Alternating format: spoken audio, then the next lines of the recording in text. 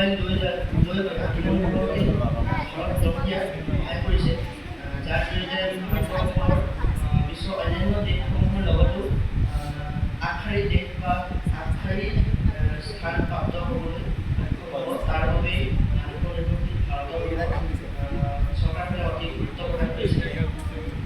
লগতে